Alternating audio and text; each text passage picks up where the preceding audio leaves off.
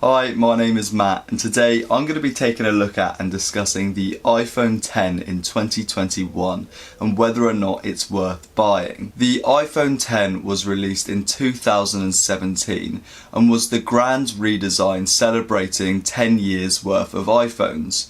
It was the first iPhone that you could buy with the full screen display and Face ID. The iPhone X can be picked up today on eBay for about £230, and this raises the questions: how does the iPhone X hold up in 2021 and is it worth buying? So I personally daily drive an iPhone X and I actually recently upgraded to an iPhone 12. I ended up returning the iPhone 12 as I didn't think the improvements were substantial enough to justify the upgrade. So I really do think that the iPhone X is a good phone in 2021. With that being said, I don't actually think that the iPhone X offers the best value for money in 2021.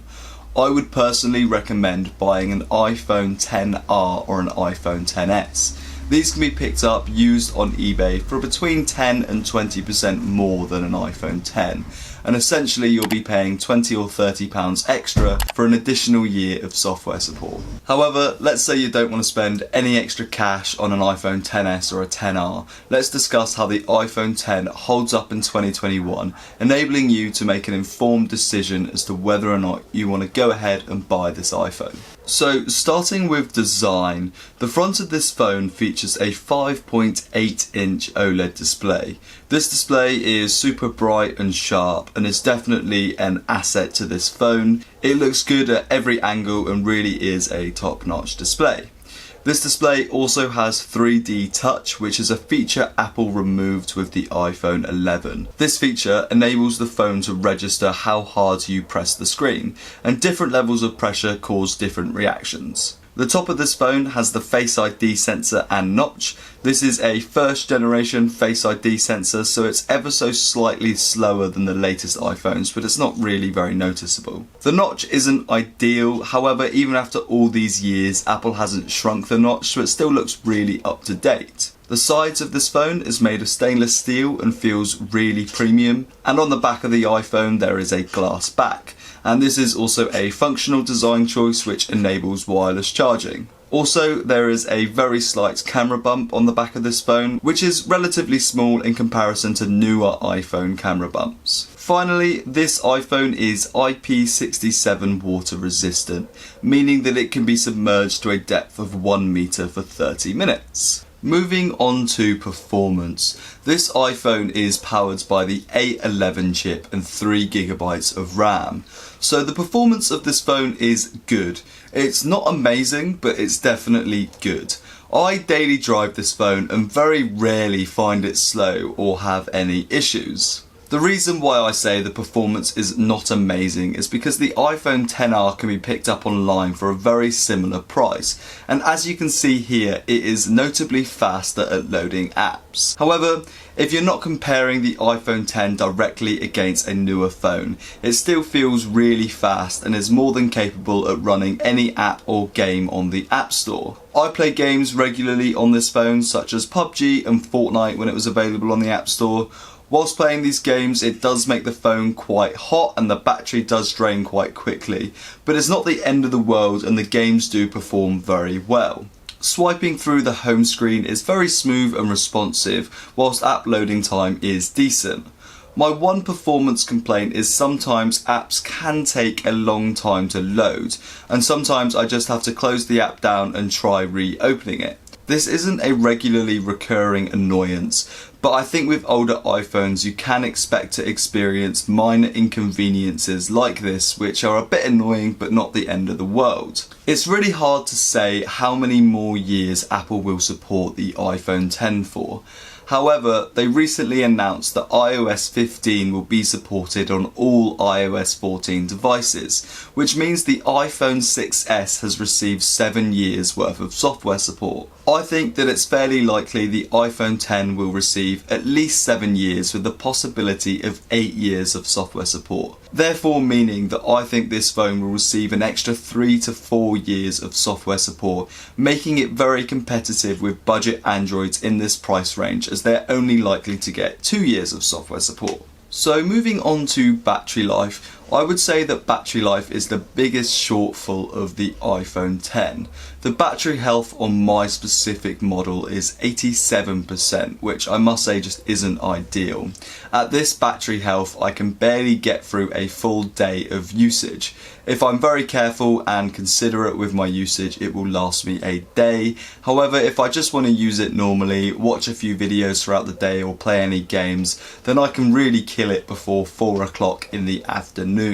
If I've got a busy day ahead of me, I will personally use an Apple battery case that I purchased on eBay for about £30. And this is definitely a worthwhile purchase, as it essentially adds another full charge to the iPhone 10. So if you're going to be buying a used iPhone 10, I would definitely go into it with the mindset of knowing that you have to either replace the battery yourself or buy a battery case. One neat quirk about this iPhone is that it was the last iPhone produced by Apple where the batteries weren't software locked. And what I mean by that is, if you change the battery yourself or got a third party to change the battery, in your settings you would find a warning message saying that the battery is a non-genuine part. But with the iPhone 10, you're able to change the battery yourself or get a third party, and you will still have access to the battery health feature. Another nice quirk of this is that you're even able to put a battery into this iPhone with an increased capacity. These batteries can be found on eBay and the iPhone 10 will work with them fine. Ultimately, this means when buying an iPhone 10, replacing the battery should be cheaper than with newer iPhones. So moving on to camera. The camera on this phone is decent. Not exceptional, but decent. As I mentioned earlier, I did upgrade to the iPhone 12 mini, which has a considerably improved camera, but I did think that the camera alone wasn't worth buying a new phone. So this camera obviously isn't the best when compared with newer phones. However, I do think it holds up very well and is more than good enough at capturing your memories. The back of this phone has two 12 megapixel cameras that are capable of capturing video at 4K 60. There is a standard lens and a 2x optical zoom lens, which in my opinion is a little bit useless. On bright days in good lighting, this camera is very good at taking photos and capturing memories. In more challenging lighting scenarios, the lower performance of this camera becomes noticeable, as shadows may lack detail or the sky will be blown out. Also, low light photography with this phone really isn't that great. With that being said, I personally think this camera is more than good enough at capturing your memories, so it will be fine. Maybe if you're a photographer or you take taking photos a bit more seriously, this phone wouldn't be for you. But for casual photo taking and memory capturing, this camera is great. The 4K video is really solid. I have filmed many holidays using this camera and I'm always impressed by the video and think it's awesome. The front-facing camera is a 7 megapixel camera and can record 1080p video. The front-facing camera isn't really amazing by any means, but it's good enough for selfies and video calls and definitely gets the job done. So to conclude, the iPhone 10 is definitely an awesome phone in 2021 and deserves a place in millions of people's pockets, including mine. However, I don't necessarily think that it's the best value for money that you can get. I think that the iPhone XS or the iPhone XR is better value for money, as they have improved performance for not that much more money. However, if you're unable to find any of these nearby, the iPhone X still does have very good performance. The performance is definitely more than good enough for me and the cameras are very good. I would say the biggest drawback of the iPhone X is the battery life. As I mentioned earlier, I did upgrade to an iPhone 12 and I just didn't think that the improvements were significant enough to justify upgrading from an iPhone X. I personally will continue using my iPhone X until Apple releases a phone with a high refresh screen. I think that will be a really fun and new feature for the iPhones, and that will probably be the feature that sort of pushes me over to upgrade. Thank you very much for watching. I hope this video was informative. All the best. See you again.